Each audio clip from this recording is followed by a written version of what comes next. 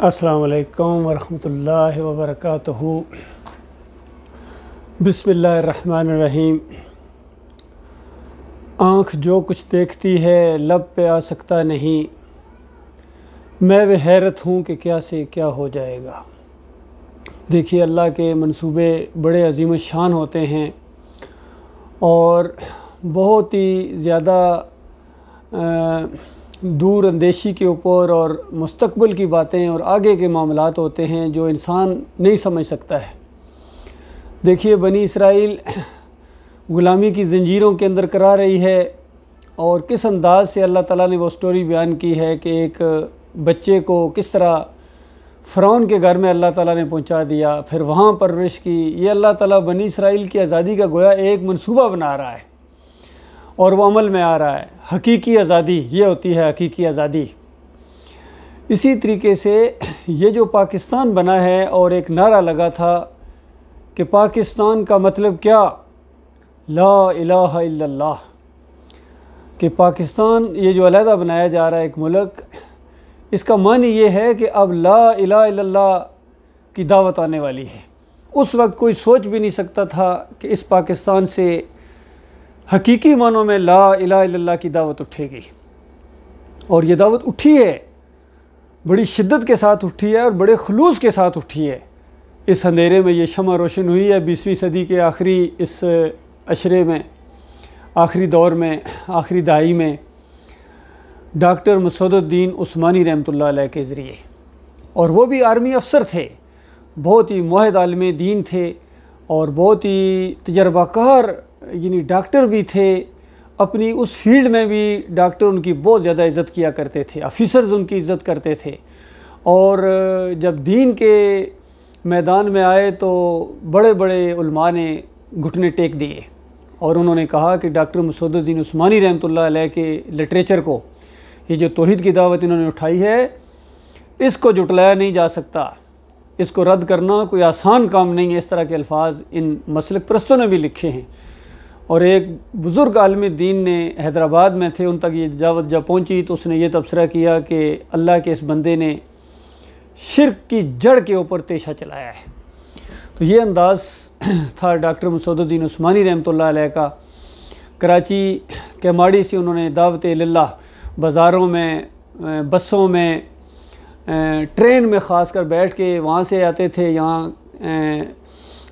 Malir hall تک، اور یہاں سے پھر واپس جاتے تھے، ٹرین کے اندر لوگوں کو اللہ کی طرف بلاتے تھے، بازار میں نکلتے تھے، حتیٰ کہ مزاروں کے سامنے ان کے علاقے میں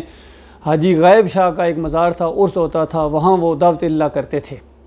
لوگوں کو اللہ کی طرف بلاتے تھے کہ لوگوں، تمہارا ایک مالک ہے، الہکم الہ واحد لا الہ الا هو الرحمن الرحیم۔ اس انداز سے جب دعوت سامنے آئی ہے، اور پھر آہستہ آہستہ ریئیکشن ہونا شروع ہوا ہے کہ جب ان داتاؤں، دستگیروں اور مشکل کشاؤں اور حاجت رواؤں کے اوپر چوٹ پڑی ہے، یہ تمہارے اصل میں بت کدے ہیں جن کو تم مزار شریف کہتے ہو اور عرس شریف کہتے ہو، یہ مسلمان مندر ہیں، اور یہ ہندوؤں میں اور ان مسلمانوں میں کوئی خاص فرق نہیں ہے۔ وہ اپنے مہاراج کو کھڑا کر کے پوجتا ہے، اور تم اپنے مہاراج کو لٹا کے پوجتے ہو، جس کو بابا کہتے ہو۔ وہ وہاں بھجن گاتا ہے، اب تم چونکہ اردو اور عربی کے اصطلاح استعمال کرتے ہو، تم بھجن تو نہیں کہتے ہو، تم کہتے ہو کہ قوالی ارشاد فرمائی ہے، قوالی ہوئی ہے، دھمال ہوئی ہے وہاں۔ وہ وہاں پرشاد بانٹتا ہے اور تم وہاں نظر و نیاز بانٹتے ہو۔ وہ وہاں پھیرے لگاتا ہے، تم یہاں طواف کرتے ہو۔ وہ وہاں ڈنڈوت کرتا ہے، مہاراج کی ڈنڈوت کی، اور تم یہاں سجدہ تعظیمی کرتے ہو۔ تو بتاؤ اللہ کے بندوں، کیا فرق ہے تمہارے میں اور ان کے درمیان؟ لہٰذا یہ جو تمہاری درگت بنی ہوئی ہے اور تمہاری ماں اور بہنوں کی عصمتیں پامال ہوئی ہیں، اس کی ایک وجہ ہے کہ تم نے اپنے مالک کے ساتھ غداری کی ہے، تم نے کلمے کے ساتھ غداری کی ہے، اور کوئی مسلک، کوئی جماعت ایسی نہیں جس کے عقیدے کے اندر شرک نہ ہو۔ بالکل ان کی کتابوں کے حوالے دے کے ڈاکٹر صاحب رحمۃ اللہ علیہ نے اپنی کتابوں کے آخر میں ان کے عقیدے دیے کہ دیکھو قرآن یہ کہتا ہے اور تمہارے اکابرین یہ کہتے ہیں، اور معاملہ ابھی یعنی قریب ماضی قریب کا نہیں ہے بلکہ صدیوں بیت گئی ہیں کہ تم انہی کتابوں کو، چاہے یہ کشف المحجوب ہو، مجدد الافسانی کے ملفوظات ہوں، محی الدین چشتی کے ہوں، اور اوپر جتنے صوفیاء گزرے ہیں، ابن عربی ہوں اور ابراہیم ادم ہوں، اور یہ نیچے علی اجویری صاحب ہوں، ان کی کشف المحجوب ہو، پھر شاہ ولی اللہ کا یہ پورا خاندان ہو، انفاس العارفین ہو، حجت اللہ البالغہ ہو، اور پھر یہ جتنے نیچے ان کے خادم ہوں، چاہے اعلیٰ حضرت ہوں یا ابو الاعلیٰ ہوں، اور یہ دیوبندی مسلک قاسم نانوتوی سے لے کر نیچے اشرف علی تھانوی اور گنگوئی، اور یہ سارے کے سارے ان کی کتابیں اٹھا کر دیکھو جو ان کی اپنے منشور ہے، عقائد علماء دیوبند اٹھا کر دیکھو، ہر جگہ ہمارا اور ہمارے بزرگوں کا یہ عقیدہ ہے، اور عقیدہ نمبر 1، عقیدہ نمبر 2، عقیدہ نمبر 3، بتائیے کون سا عقیدہ ہے جو قرآن کے مطابق ہے؟ ہر ایک کے اندر شرک اور کفر بھرا ہوا ہے کہ قبروں سے فیض حاصل ہوتا ہے، ان کے وسیلے سے دعا مانگی جائے تو قبول ہوتی ہے، حضرت صاحب قبر میں زندہ ہیں، اشرفیوں کی تھیلی پکڑا دی، ہاتھ سے اونٹ ذبح کر دیا، یہ سارے واقعات فضائل اعمال کے اندر موجود ہیں۔ اور پھر اہل حدیثوں کو بھی آئینہ دکھایا کہ تم توحیدی بنے پھرتے ہو، کہتے ہو کہ ہم توحید کے اوپر ہیں، تمہارے اندر یہ عقیدہ ہے کہ تم یہ کہتے ہو کہ نبی علیہ السلام یہاں حاضر ناظر نہیں ہیں، لیکن مدینے والی قبر میں جا کے قبر کے اوپر صلاۃ و سلام پڑھیں تو حضرت کی روح واپس آ جاتی ہے، وہ سنتے ہیں، دیکھتے ہیں، پہچانتے ہیں، جواب دیتے ہیں۔ یہ میاں نذیر نے فتاوی نظیریہ کے اندر لکھ دیا، اور بعد میں عبداللہ بن باز تک نے اس فتوے کو جاری کیا حج اور عمرہ کی کتاب کے اندر کہ نبی علیہ السلام ہر جگہ تو حاضر ناظر نہیں ہے، لیکن قبر کے اوپر آ کر کوئی صلاۃ و سلام پڑھتا ہے تو روح واپس آ جاتی ہے، خود سنتے ہیں، خود جواب دیتے ہیں، اور دور سے پہنچایا جاتا ہے۔ آج کل ان کے جو سپوکس مین ہیں توصیف الرحمان، وہ اس عقیدے کو بہت بیان کرتے ہیں، بلکہ ایک بات انہوں نے یہ کہہ دی کہ یہ دیکھو یہ جو قبر کے اوپر صلاۃ و سلام پڑھنے والا عقیدہ ہے یہ روایت صحیح نہیں ہے، لیکن جو دور سے پڑھنے والی ہے وہ تو بالکل ایمان ہے، وہ تو بالکل صحیح ہے، وہ تو آتی ہے۔ اندازہ ایک شرک کا رد کر دیا انہوں نے، لیکن دوسرے شرک کی تائید کر رہے ہیں۔ تو اس انداز سے یہ دعوت اٹھی، اور پورے چیلنج کے انداز میں اٹھی ہے کہ ڈاکٹر صاحب رحمۃ اللہ علیہ کی وہ آواز میں نے خود اپنے کانوں سے سنی ہے کہ میرا چیلنج ہے، کوئی جماعت، کوئی مسلک ایسی بتا دو، کوئی کتاب ان کی ایسی دکھا دو جو عقیدے کے اوپر لکھی گئی اور اس میں کم از کم یہ 2 شرک نہ ہوں۔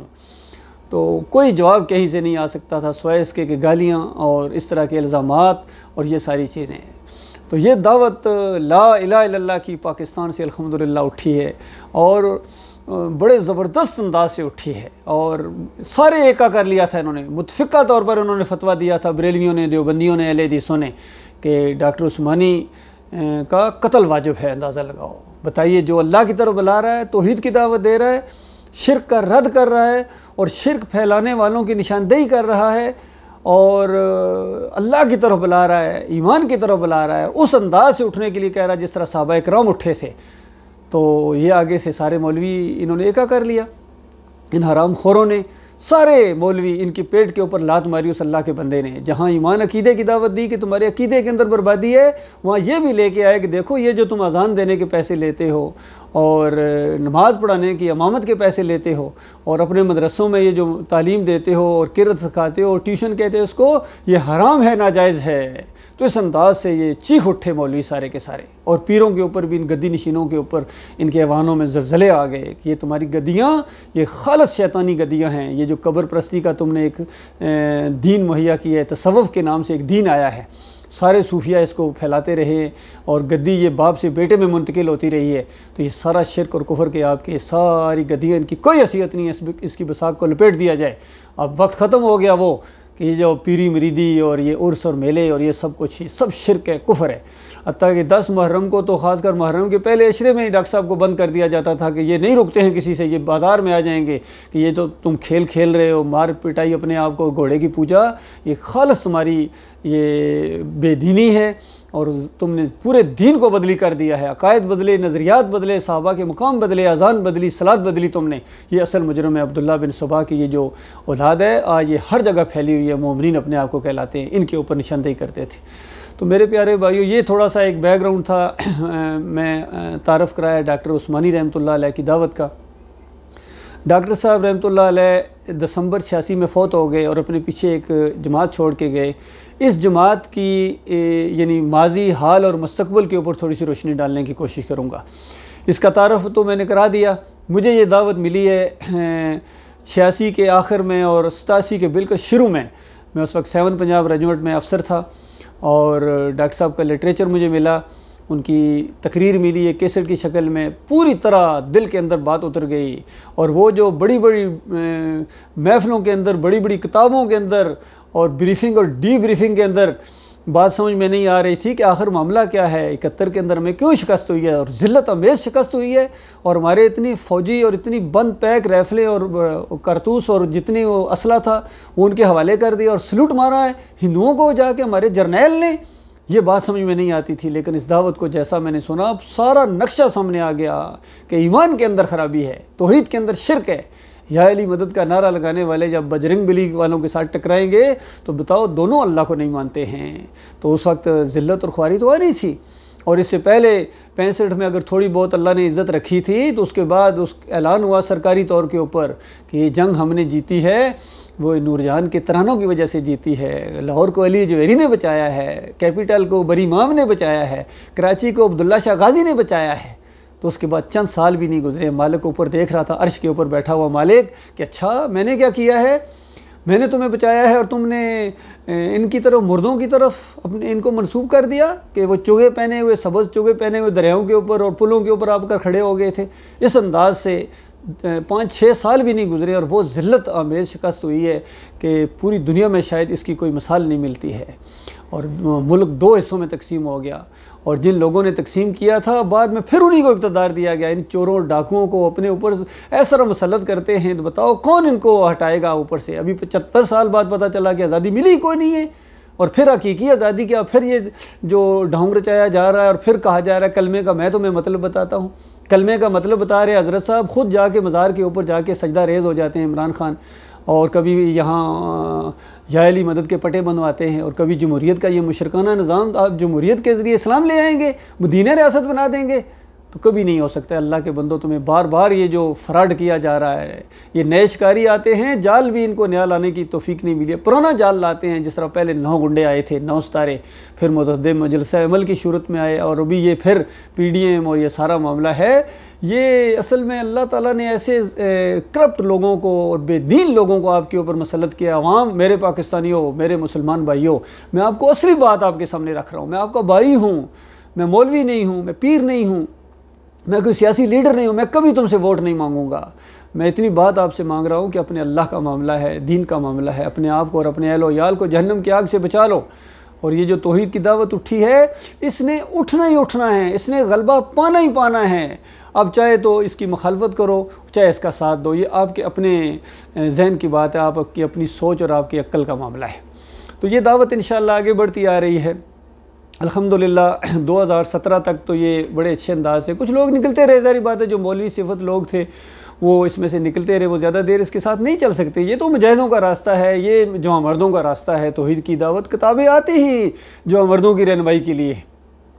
تو شروع میں ڈاکٹر صاحب کی وفات کے فوراً بعد اس میں جو مرکزی شورا میں حالانکہ امیر بادشاہ تھا، ایک اور کوئی عبدالقادر سومرو اور 2-3 اور یہ نکل گئے جماعت سے، عبدالہادی تھا، ایک مولوی بشیر تھا ملتان کا، پھر یہ غضنفر وہاں عارف ایام کے ساتھ وہ بھی علیحدہ ہو گیا، اور یہ اس طریقے سے پھر کچھ اور لوگ تھے نکلتے، اکا دکا نکلتے رہتے تھے۔ ان سے نکلنے سے کوئی خاص فرق نہیں پڑتا تھا، جماعت اپنی شان کے ساتھ آگے جا رہی تھی، مراکز بن رہے، مساجد بن رہی، اور پھر آ کے ایک پہلی بڑی سازش جو اس جماعت کو توڑنے کے لیے ہوئی وہ 2005 کے اندر یہ حکیم رمضان جو پنجاب کے امیر تھے اور سرفراز جو مرکزی شورا کے رکن تھے، ان کی اگر کیسٹ کوئی بندہ سن لے، 1 گھنٹے کی ان کی کیسٹ ہے، جو اندروں اندر ان کے رابطے چل رہے تھے جماعت کو توڑنے کے لیے، جو منصوبہ بندیاں کی جا رہی تھیں، اس میں عقیدے کی کوئی بات نہیں تھی، بس سرفراز ایک ہی بات کہی جا رہا ہے، بس جی جماعت کا کچھ کرو، جماعت کو کچھ ہونے والا ہے۔ بھائی بتاؤ، آگے سے حکیم رمضان بھی یہ نہیں پوچھتا کیا ہوا جماعت کو، بتاؤ ذرا اس میں خرابی کہاں سے آئی ہے، یہ بات نہیں ہے، بس جی یہ کرو وہ کرو، اس طریقے سے۔ پوری کیسٹ ہے وہ 1 گھنٹے کی جو ان کی کیسٹ ہے وہ منظر عام پر آ گئی، اور اس کیسٹ کے اندر دونوں آدمی ایک دوسرے کو کہہ رہے ہیں دیکھنا کسی کو پتہ نہ چلے، میں یہ بات آپ کو بتا رہا ہوں کسی اور کو معلوم نہ ہو، اور میرا نام نہ لینا دیکھنا، دونوں ایک دوسرے کو کہتے ہیں۔ لیکن واقعی اللہ تعالیٰ بڑی قدرت والا رب ہے، بڑی طاقت والا رب ہے، اس نے انہی کے ہاتھوں سے یہ کیسٹ ریلیز کروا دی۔ اور پھر یہ سننے کے بعد پتہ چلا کہ سازش کس کو کہتے ہیں، اور پھر مداخلت کس کو کہتے ہیں، سازش کس کو کہتے ہیں، اور پھر اس سازش کو روکا کیسے جاتا ہے جب تک اس کو آئینی ہاتھوں سے ٹیکل نہ کیا جائے۔ یہ سازشی لوگ، ان منافقین کے بارے میں جو اللہ تعالیٰ نے کہا نا وَغْلُظْ عَلَيْهِمْ، ان کے اوپر ذرا سختی کرو، کافروں مشرکوں کے ساتھ بھی نپٹنا ہے اور ان کے ساتھ بھی جو آستین کے سانپ ہیں۔ تو بہرحال ان کو بڑی سختی کے ساتھ نپٹا گیا، اور پھر بھی یہ گروپ علیحدہ ہو گیا سرفراز کی زیر نگرانی۔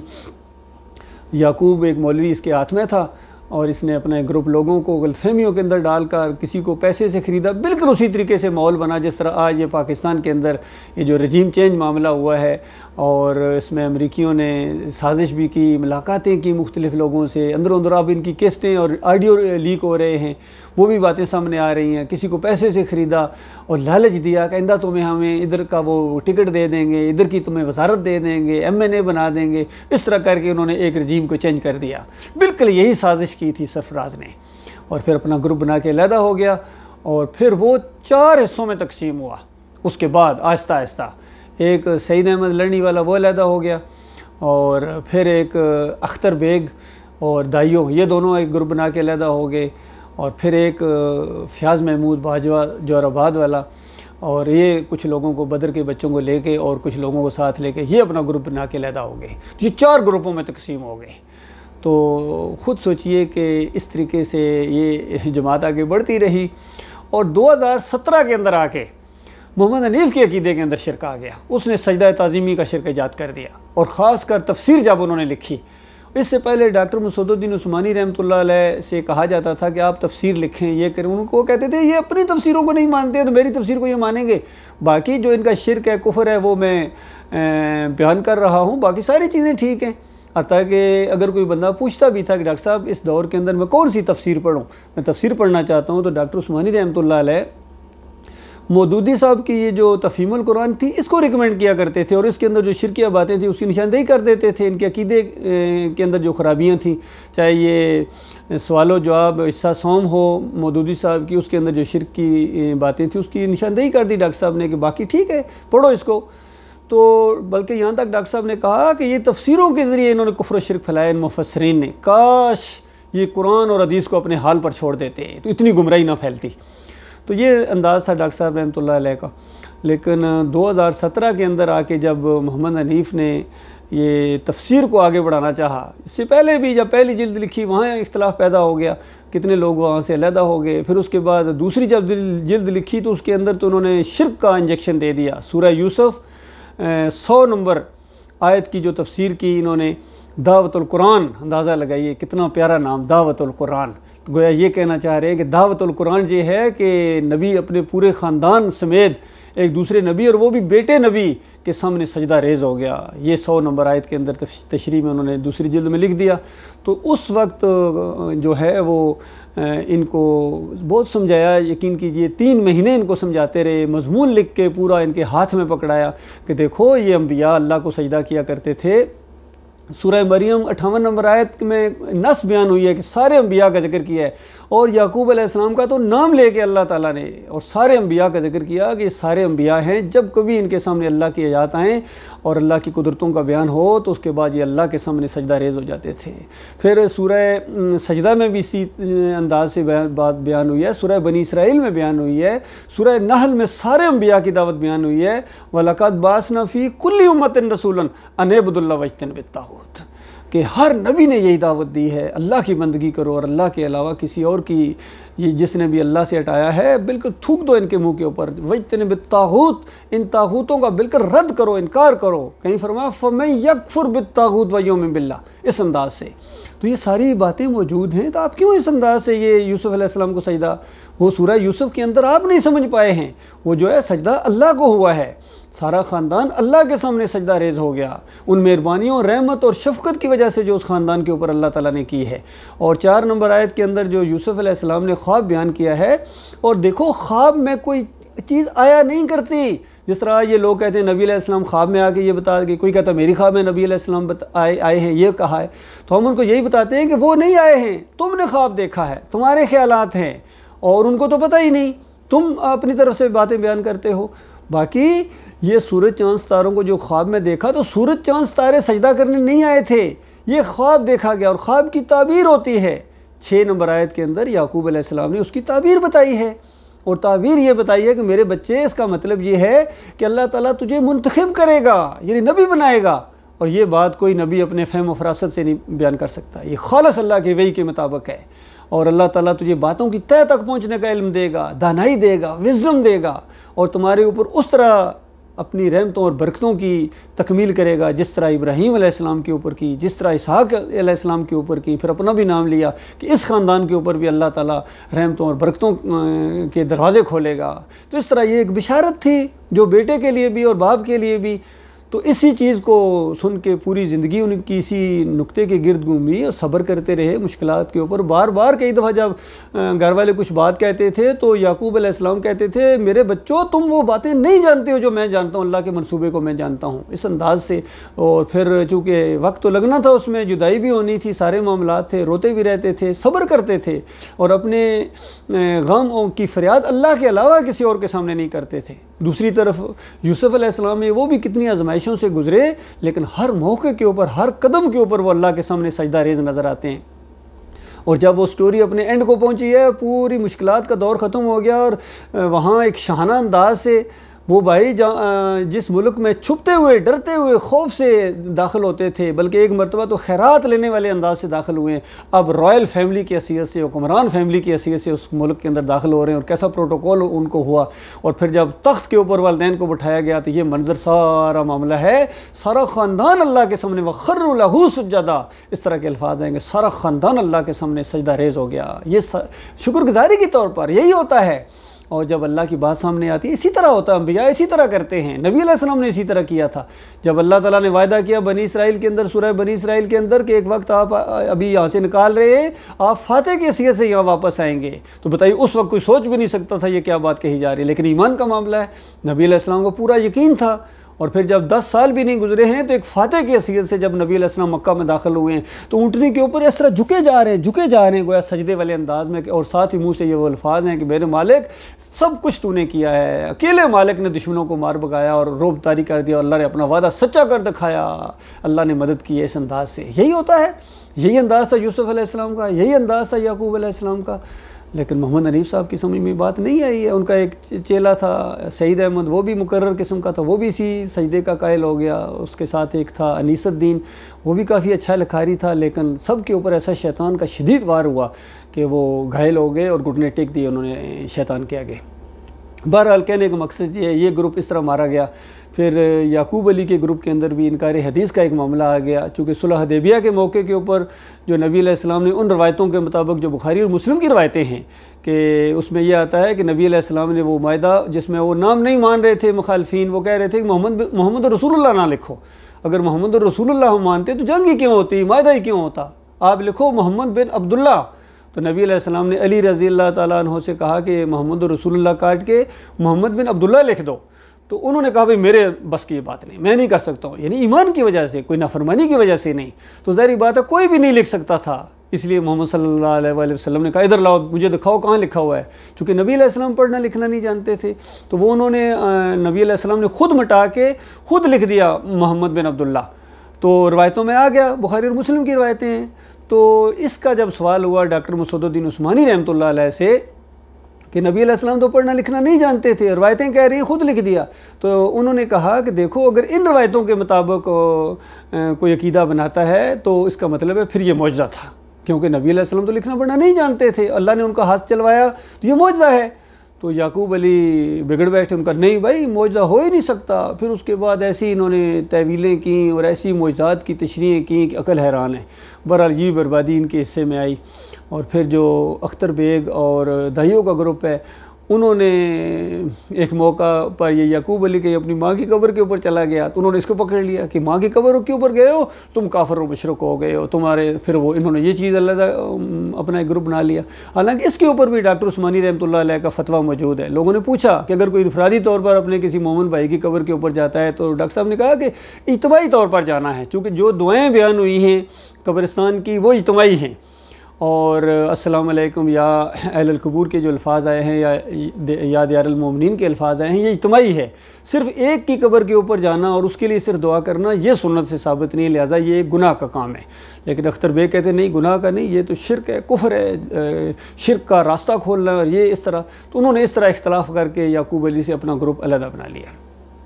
تو یہ معاملات ہوئے ہیں، یہ موجودہ صورتحال ہے ڈاکٹر عثمانی رحمۃ اللہ علیہ کی جماعت کی۔ کہنے کا مقصد یہ ہے کہ دو گروپ تو عقیدے کی خرابی میں مبتلا ہو گئے ہیں، ایک محمد حنیف کا گروپ اور ایک سعید احمد کا گروپ، اور یہ جو تینوں گروپ ہیں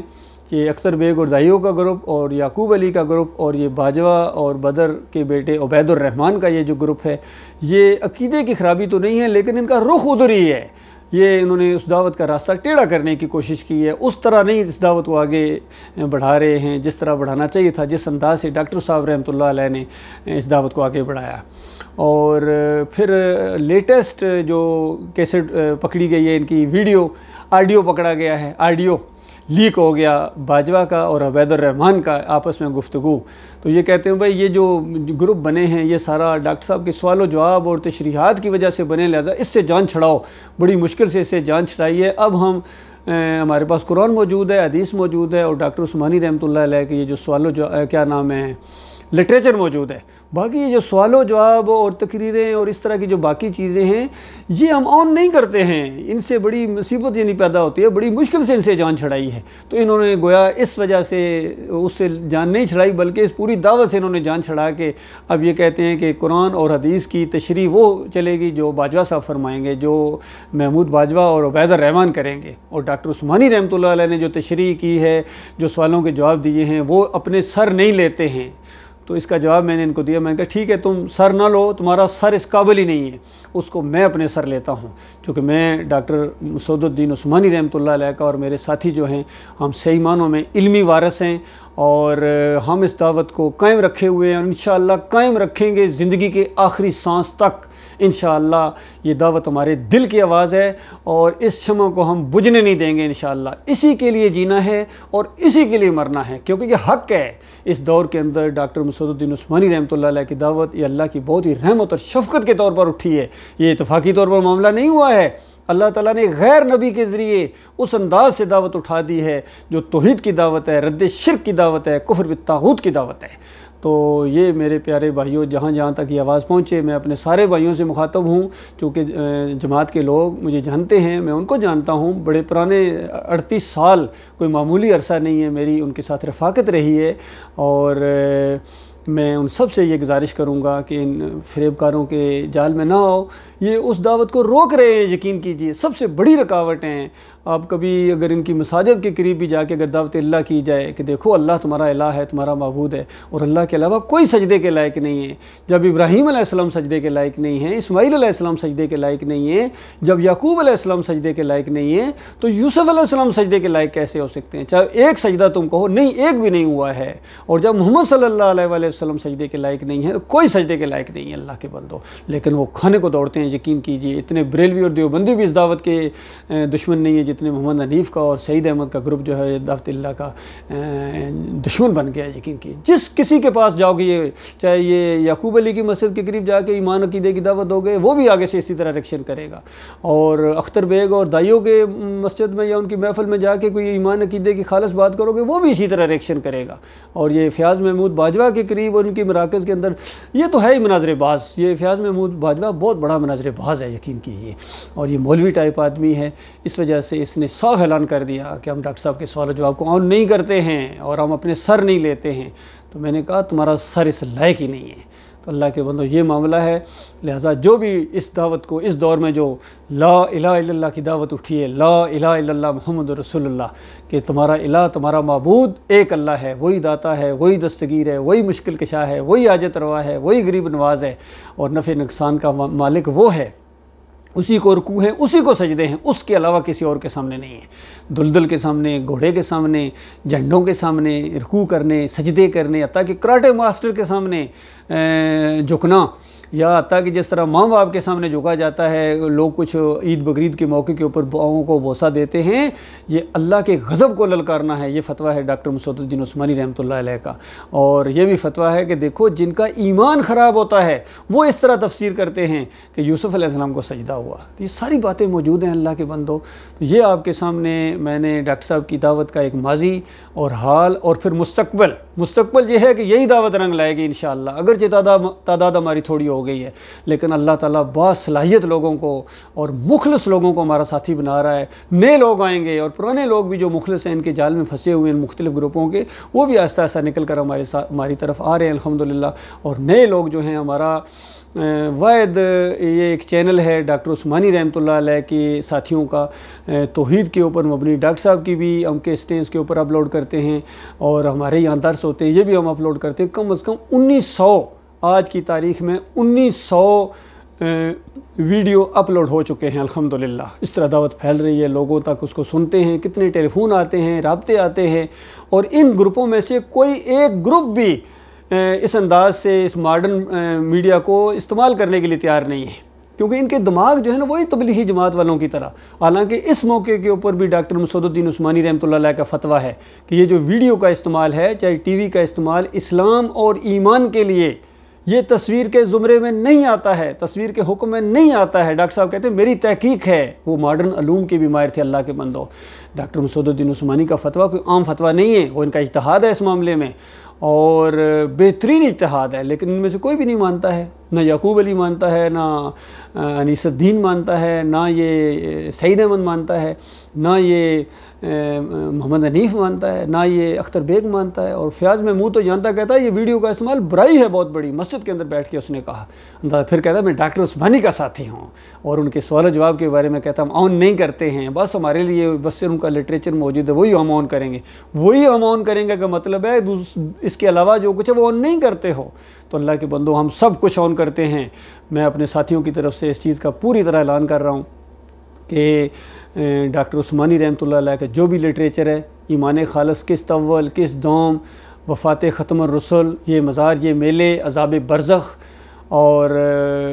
وسیلے کا شرک، اللہ کا گھر اور یہ درگاہیں، فلاح کا راستہ، جہاں را انقلاب دیگرے دے، بھولا سبق، جتنے بھی ڈاکٹر صاحب کا لٹریچر ہے اور ان کی تقاریر ہیں، ان کے سوال و جواب ہیں، ہمارے ساتھی آن کرتے ہیں۔ یہ ہمارے پلیٹ فارم سے ہم ہر جگہ ہر ایک کے سامنے اس کو بیان کرنے کے لیے تیار ہیں، اور ثابت کرنے کے لیے تیار ہیں کہ یہ قرآن و حدیث کی دعوت ہے۔ کوئی بات ڈاکٹر عثمانی رحمۃ اللہ علیہ کی اپنی نہیں ہے، خالص انہوں نے قرآن و حدیث کی دعوت کو کے اندر جو انہوں نے بگاڑ پیدا کیا تھا، ان مولویوں نے، پیروں نے، صوفیوں نے، انہوں نے جو گرد ڈالی تھی اس کو جاڑا ہے اس اللہ کے بندے نے۔ کوئی بات اس نے اپنی نہیں کی ہے، خالص قرآن و حدیث کی دعوت اصلی انداز میں، ٹکسالی انداز میں اس نے اللہ کے بندے نے پیش کی ہے۔ یہی ان کو سب سے بڑی پریشانی ہے، اور بلکہ یہاں تک سننے میں آتا ہے کہ کتنے یہ مسلک پرست لوگ تھے، دوسرے لوگ، وہ بھی کہتے تھے کہ اس دور میں ایسا محسوس ہوتا ہے کوئی صحابہ کے دور کا آدمی آ گیا ہے۔ تو اللہ کے بندو یہ بہت بڑی نعمت ہے، یہ دعوت اصلی دعوت ہے پاکستان کا۔ مطلب کیا؟ لا الہ الا اللہ۔ انشاءاللہ جب آخری مزار گرے گا، آخری پیری مریدی ختم ہوگی، واسطہ وسیلہ ختم ہوگا،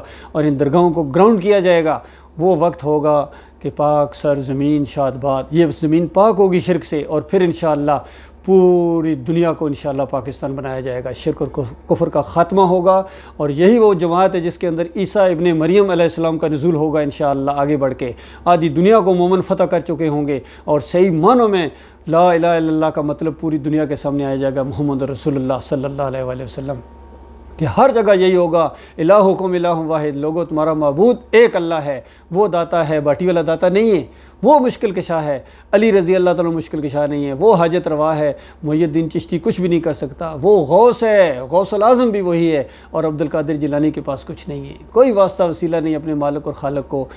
پکارنے کے لیے، براہ راست دل کی دھڑکن کو وہ جاننے والا، دل کے وسوسوں کو وہ جاننے والا، ہر زبان کا خالق ہے، اور محمد صلی اللہ علیہ وآلہ وسلم آخری رسول ہیں، خاتم النبیین ہیں، اور یہ ہماری دعوت ہے، صحابہ اکرام والا انداز، اسی سے اللہ کے بندو یہ خیر پیدا ہو جائے الحمدللہ۔ یہ جو اب مسلمانوں کے اندر ایک لہر سی دوڑ رہی ہے، یہ ایمان کی طرف آ رہے ہیں انشاءاللہ، ایمان خالص کی طرف آئیں گے انشاءاللہ، توحید کی دعوت کی طرف آئیں گے، اس سے نیا پاکستان بنے گا، خیر آئے گی۔ اللہ تعالیٰ غور و فکر کرنے اور اس کے اوپر جم جانے کی توفیق عطا فرمائے، اسی کے لیے جئیں، اسی کے لیے مریں۔ اللہ جانتا ہے جینے کا بھی مزہ آ رہا ہے، اور مرنے کا مزہ جینے سے زیادہ آئے گا۔ السلام علیکم ورحمۃ اللہ وبرکاتہ۔